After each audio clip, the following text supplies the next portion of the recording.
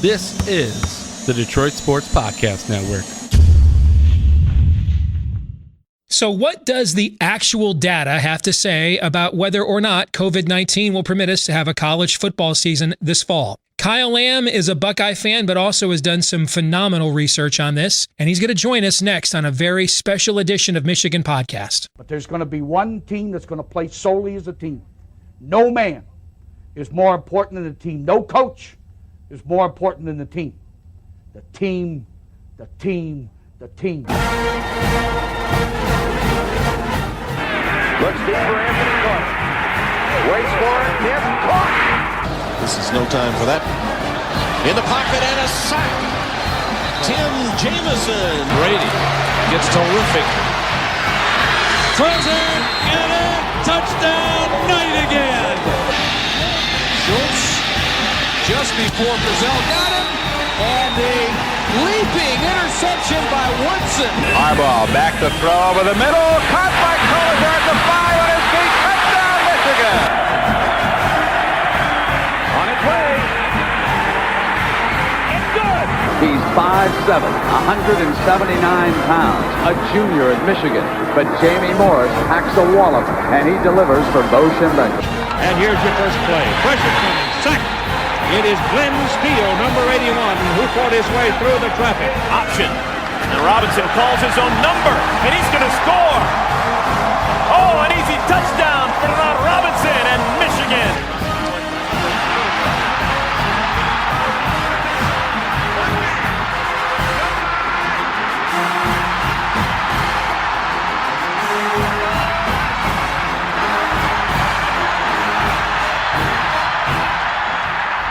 Win it.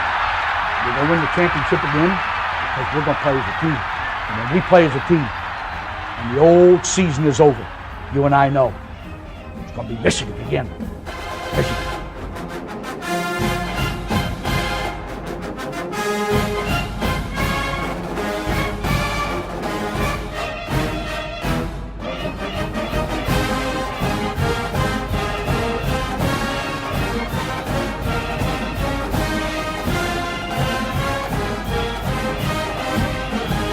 Want to thank all of you who have been supporting us on Patreon these last few years here on Michigan Podcast. And for those of you that ask us every now and then, hey, what can we do to help support what you guys are doing and help it to grow? Well, supporting us on Patreon is a big way you can do that. Patreon.com/Michigan Podcast. And as you can see, when you become a $5 a month subscriber and supporter or more, you get as well exclusive content that we publish just for you on our Patreon page, including a lot of the stuff that I do with sports handicapping as legalization goes wider throughout the country. In fact, you can see I put up just a couple of weeks ago the notes for NFL win totals, looking at the schedule release. So a lot more where that came from if you want to support us at patreon.com/Michigan Podcast. Go Blue, welcome to a special edition of Michigan Podcast. I am Steve Deace. If anything good comes from the pandemic that we are still trying to work our way through, perhaps this episode will be evidence of it because we are really going to see the lion lay down with the lamb this week.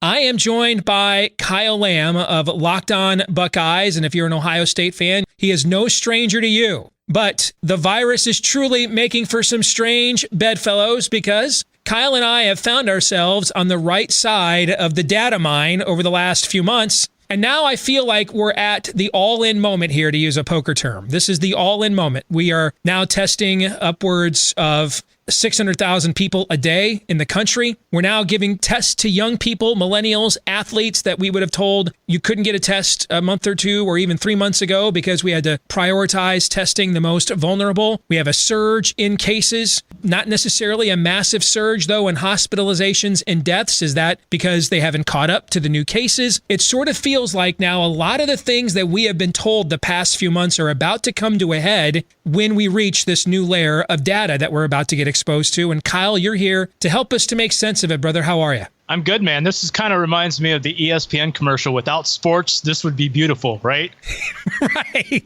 Right. There you go. So a little bit of your background for people that don't know that, I try to keep the two things separate. One of the reasons I do this is so I can have a life outside of politics so it doesn't consume me. But one of the things I do for a living full time is data analysis. Often it is in the political arena. And so I started doing the data analysis on this virus very early because it went alongside of my day job and found that the initial math on the Imperial College survey and several of the other things that we were sold back in March, the math in those algorithms that we were being sold there did not add up. I was called nuts, crazy, insane. And that was just for my own listeners and viewers. All right. And then ended up being proven completely correct about that, not because I'm smarter, but because these things were all dumb or dishonest. But now we're in a new layer of this, and I have followed your research very closely over the last couple of weeks. What's your background? What took the Locked On Buckeyes guy here into becoming the data analyst on this?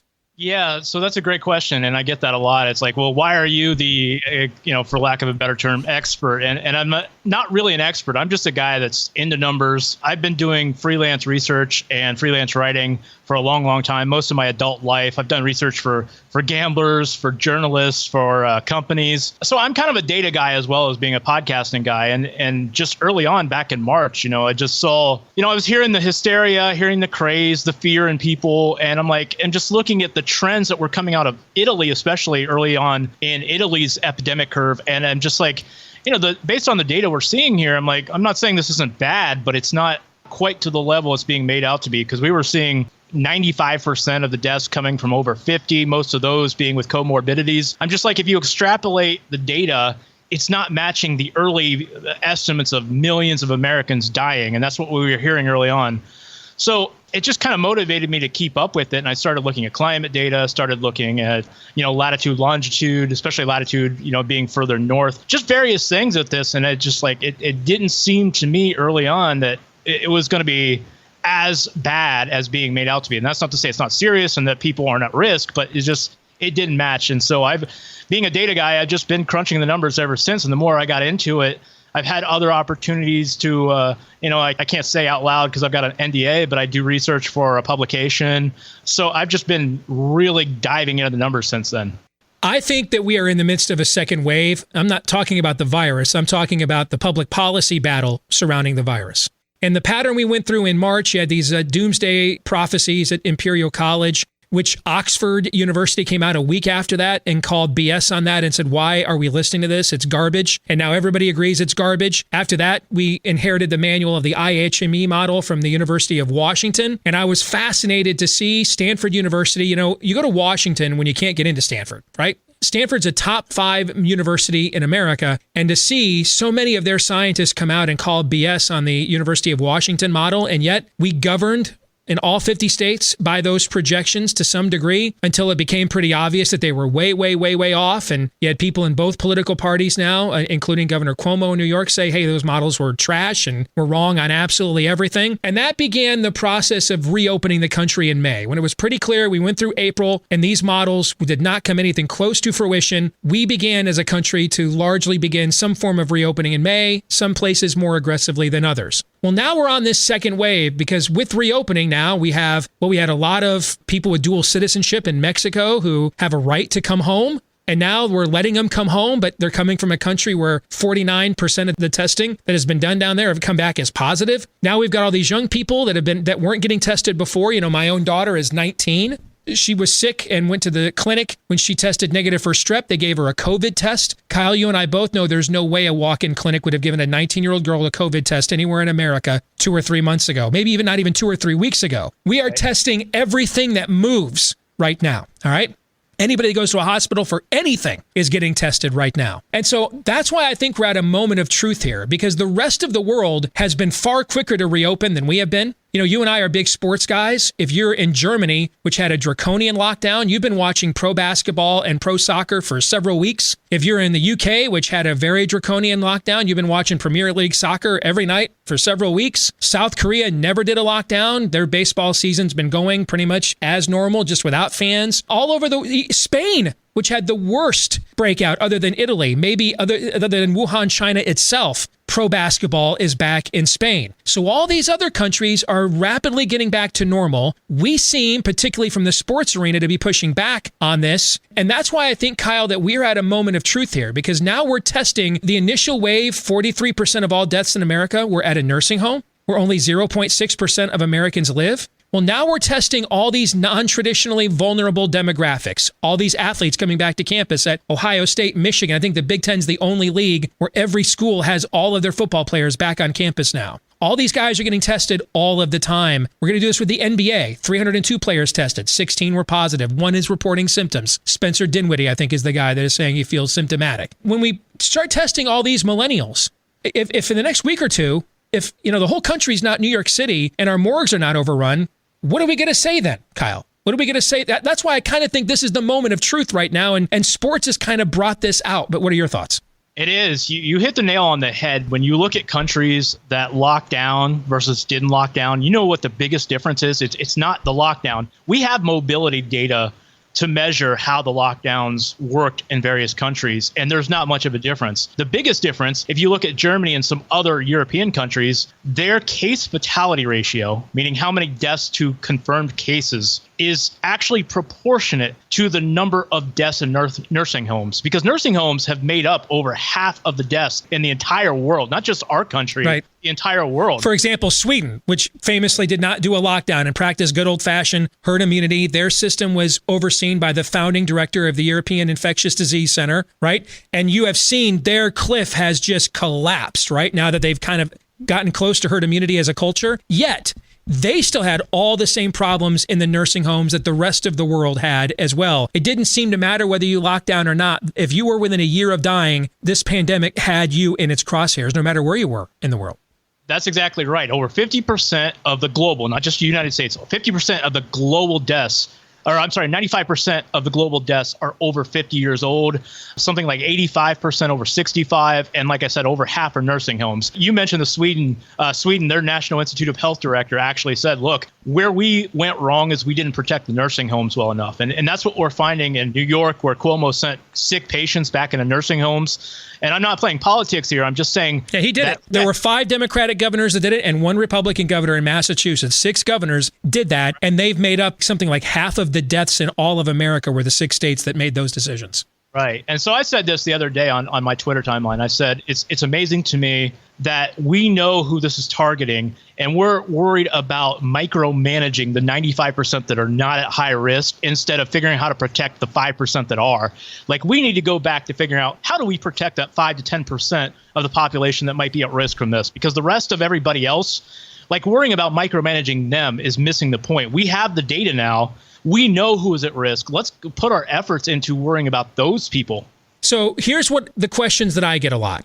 I'm told in Texas their hospitals are overrun, yet the Texas Hospital Association said a couple days ago that in Houston, 12.9% of hospitalizations were COVID. In Austin, it was 10%. Yesterday in Houston, a hospital spokesperson there said that they are at 95% capacity, but that's exactly where they were 1 year ago at this time, and that their ICUs are almost always at 80 to 90% capacity. I went and looked it up yesterday. 5,427 people were in the hospital in Texas with COVID-19. That's out of 30 million people. There's 666 people in ICU in Arizona, in a state of almost 8 million people. And yet we're being told that this is, way out of control. Anthony Fauci saying today there could be 100,000 new cases a day, which I actually think, if that's the case, that's good news, because typically the more infectious something is, right, the less lethal it is. But what do you see? What's the big picture? What's truth and what's fiction right now?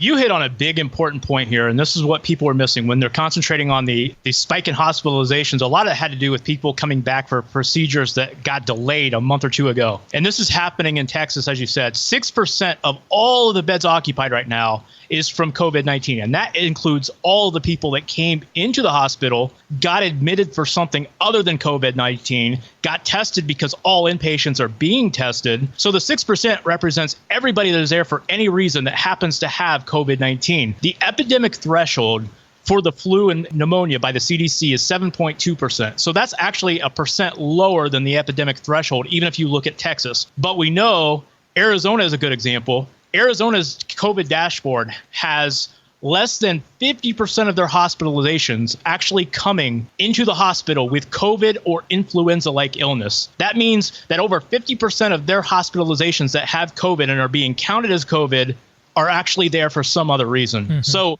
when you look at these numbers, yeah, they look scary and they're jumping in some places, mostly in South United States. But the truth is there is a lot of misleading accounting going on right now. So if you follow the trend line, from about April 15th to June 15th, you saw overall cases and everything in this country.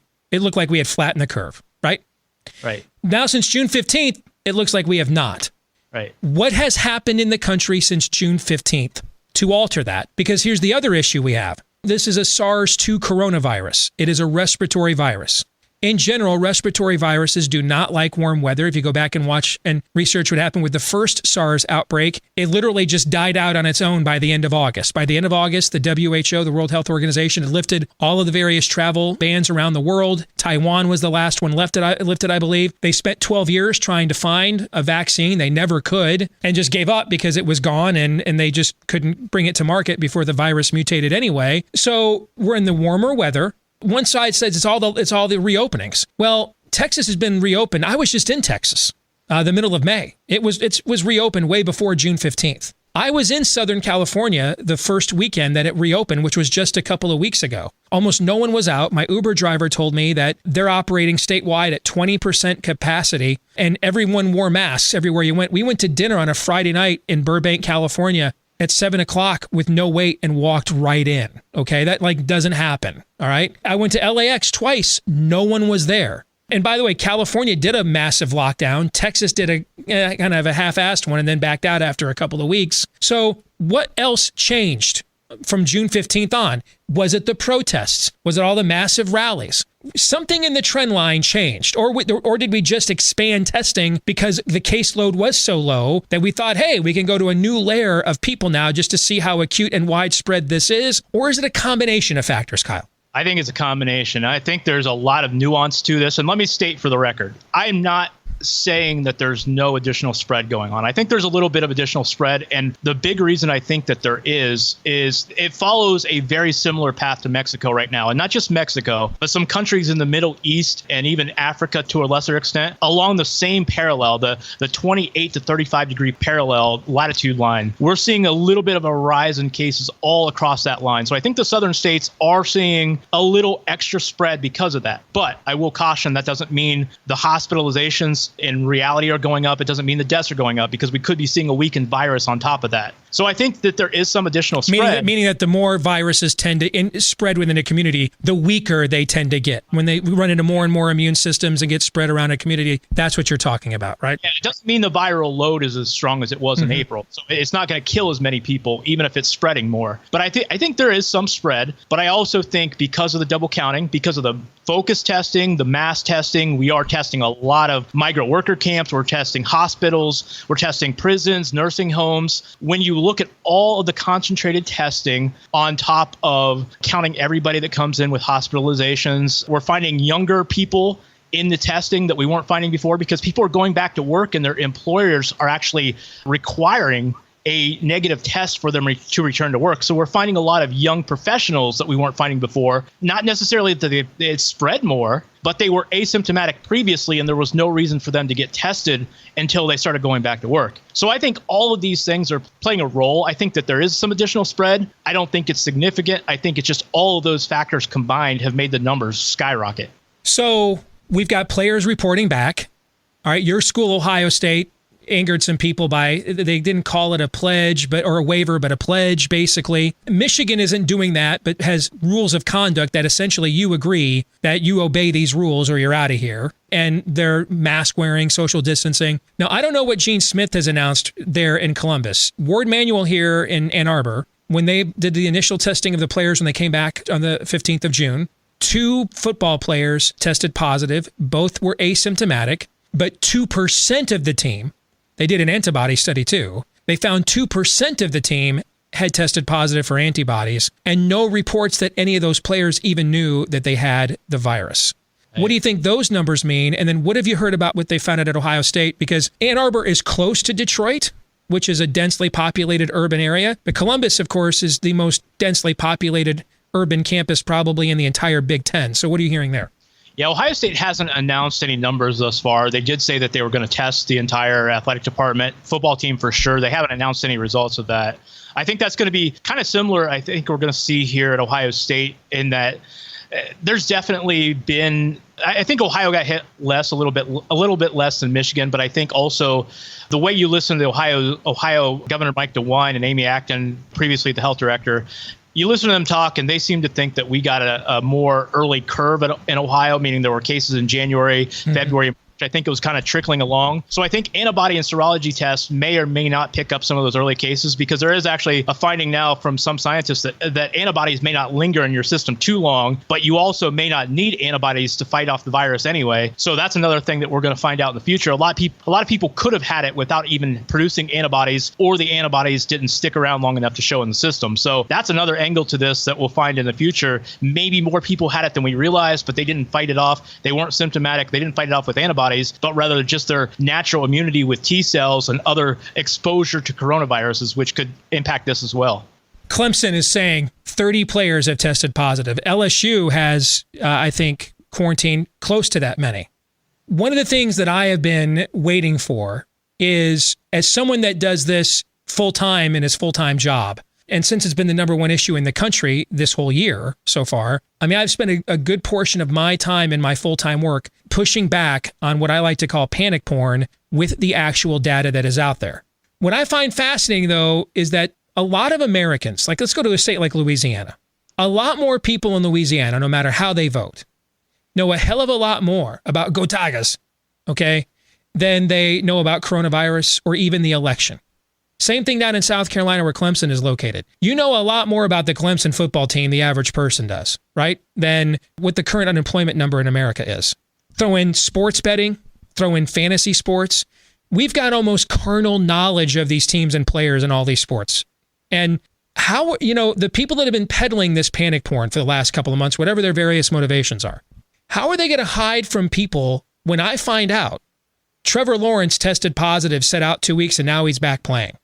I'm going to know that, right? Like I know when Trevor Lawrence aggravates a hamstring and he's out 3 to 6 weeks, I know what week he went out. I know what week he comes back, right? If Justin Fields tests positive at Ohio State before the first game and misses the first couple weeks and never goes to the hospital and never shows any symptoms, and he comes back in a couple of weeks and plays, every Ohio State fan on earth, Kyle, is going to know that. That's why I kind of think sports may be providing our moment of truth here, because now that we're testing outside of what have been the most vulnerable demographics from this virus already, and we're testing the younger, the less symptomatic, the less vulnerable. And a lot of them, these are famous people that people are a lot more emotionally invested in sometimes in their own lives, frankly, okay? They're going to know if 30 players at LSU are all there week one for the very first game of the year. Those guys, the fans are going to know that those guys tested positive. I guess it must be okay. You know what I'm getting at here, which is I kind of think that sports may provide the ultimate revealer. And who knows? And then maybe guys like you and I will be proven wrong. Maybe a lot of these players will go to the hospital and we'll have all kinds of, young athletes on intubators. I have a hard time believing that, because that hasn't happened in any other country in the world that has already put their kids, over 20 countries already have their kids back to school. I already mentioned all the other countries playing sports. But one way or the other, I think sports is going to bring some facts to light here that a lot of the American media has just chosen, for whatever reasons, and I have my suspicions, for whatever reasons, just not to report to the average American. You can't hide that when it comes to their favorite team, Kyle. Yeah, look, we have over 10 million data points now on this in the United States alone. Okay, we have enough infections in this country to have a really good idea. And like you said, maybe that changes. Maybe something completely goes off the rails from what we're looking at. But the fact of the matter is, right now, under 29, people can argue, is this the flu? Is this not the flu? The bottom line is, this is less lethal than the flu for under 30 years old. That's just the facts. You can argue, well, this is not the flu. It's like, I don't care if it is or not. Under 30 years old, fewer people per 100,000 are being hospitalized than the flu. Fewer people under 30 years old are dying from this than the flu. That's the facts right there, okay? You can look that up. The CDC has that. The Emerging Infections Program, EIP, tracks hospitalizations.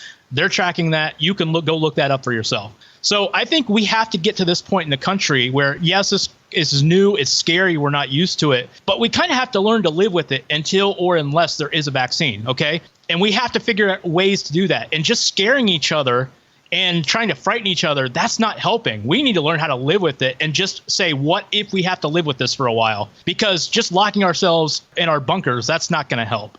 Let's make this even more parochial where it comes to football. Now, I am fascinated by the notion that 22 men without any facial covering at all can run around for 90 concurrent minutes on a soccer field in numerous countries around the world. And apparently all those epidemiologists and all those virologists and immunologists just hate their countrymen because they've signed off on it, okay? In the sport of soccer, you're able to do that. But somehow we are deeply concerned that 22 men on virtually the exact same sized field, okay, with their faces totally covered by a face mask and then a mouthpiece, all right, for a game that's about 30% shorter than the average soccer match. Somehow we're concerned that this is going to become some super spreader event that every Premier League soccer match has not proven to be, right? So what's the data tell you about this, Kyle? That's the thing. I haven't seen any sports data on that as far as like soccer getting up and running again, but that is a great point. But I will tell you this. Right now, let's just use the home front, okay? Let's look at the number of people that have died. You're looking at about 1 out of every million people under 30, okay? I can tell you this.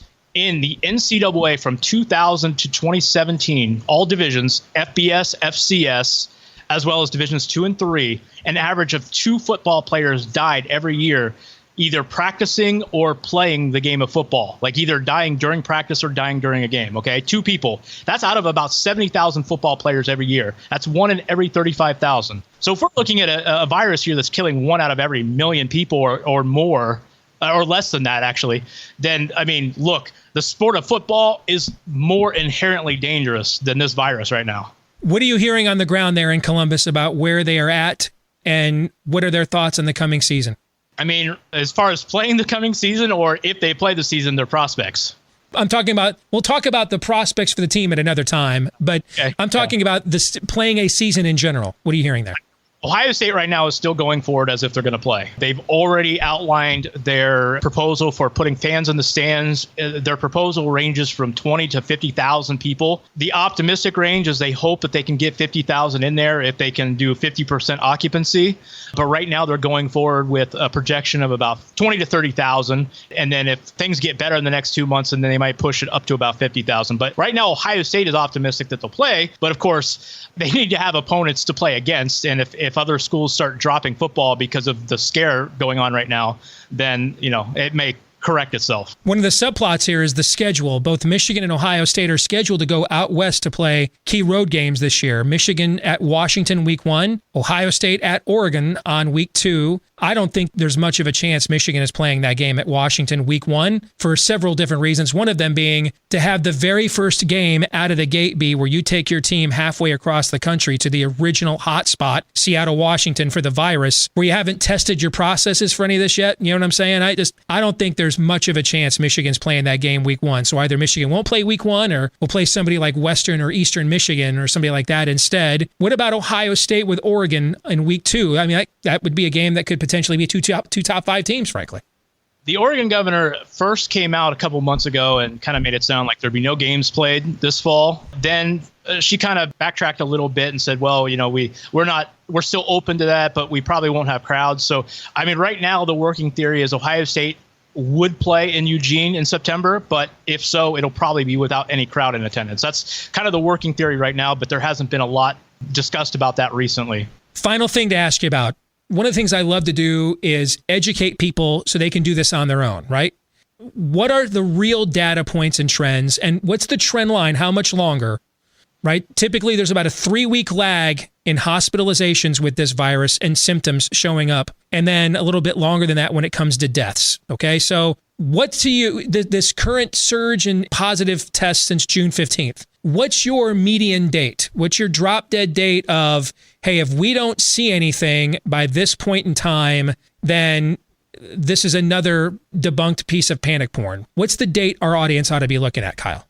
Well, traditionally, hospitalizations follow within 7 days of symptoms. You could kind of extrapolate that and say 7 days after cases, hospitalizations should see a spike if they're going to. Okay, so if you say the trend started June 15th, we should already see a spike in hospitalizations. And we are seeing a very, very small uptick. But as I said earlier, it's hard to actually analyze that because so many people are being tested positive that may be going to the hospital for something else and they're asymptomatic. So we don't know if they're going for COVID or they're going for something else. And just let's flesh that out for a second, because you made that point earlier. Let's make sure people understand. When you go from nobody was allowed in the hospital for 3 months to now anybody can go back like we did before, number one, that it's a fallacy because hospitalizations are going to go up now, number one. Right. Number two, if I go to the hospital for kidney stones and the oral pain reliever they give me doesn't do the trick and they have to keep me overnight for observation, they're going to COVID test me, right? So if they do that and I test positive, even if I'm asymptomatic, I'm in there for kidney stones, I'm in there with COVID-19, right? So those are some of the factors that you're talking about that I wanted to clarify from before. But finish your point. Go ahead. Yeah, so we are already seeing a very, very small uptick, but it's small. Like the percent of all hospital beds that are occupied in this country as of June 23rd was about 5.3%, which was up a tick from, I think, 5.2, 5.1%. So it had gone up just a little bit, but not significantly. But then there's a 7-day average trend of deaths occurring after hospitalization. So that gives us basically 1 week to see a trend in hospitalizations, and then an additional week to see a trend in deaths. So really, if June 15th is the date that the true spike started, and actually people were complaining about a spike long before that, but let's say June 15, to be conservative, is when it really started, that means this is the time now, this next week, if we don't start seeing deaths go up, and so far we're not seeing it in the trend of deaths by actual date of death that the CDC reports, lagging a little bit, but we're still not seeing the percentage go up. If we don't start seeing that in the next week, then we have to start to conclude it's not going to happen. So this is kind of the all-in moment probably when it comes to fall sports and everything else. A lot is going to be known about a week to 10 days from now is what you're telling us. That's what I think. I think in the next 2 weeks, with the spike we just had, another 50,000 new cases this past week over the last week. If it doesn't happen in the next week to 10 days or week to 14 days, then yeah, I think you have to conclude it's probably not going to happen. Kyle, where can our audience find your work with Locked On Buckeyes and covering Ohio State? Yeah, so I'm actually back to doing my own this fall. I'm going to be doing my own Unscripted Ohio podcast, which I was doing last year, and occasionally on the side with Locked On. I'll be devoting my efforts. We have several different shows. I'll be on Unscripted Ohio. You can find that on any of your platforms of choice if you're a Michigan fan and want to come listen to what the other side is saying. Unscripted Ohio. Find us on any platform, and we'll be talking Ohio State football and basketball this fall. Hey, man, I appreciate you doing this. You did this for us on short notice, and really appreciate the work you're doing. Thanks for dropping some knowledge on us here this week on Michigan Podcast. Yeah, appreciate it. Thanks for having me, Steve. You bet. That's Kyle Lamb there talking the real data with COVID-19. Hopefully you enjoyed this special edition and it gave you a perspective maybe you're not getting in a lot of other sectors in the media. We'll be back at it again next week with a regular program. Until then, go Blue.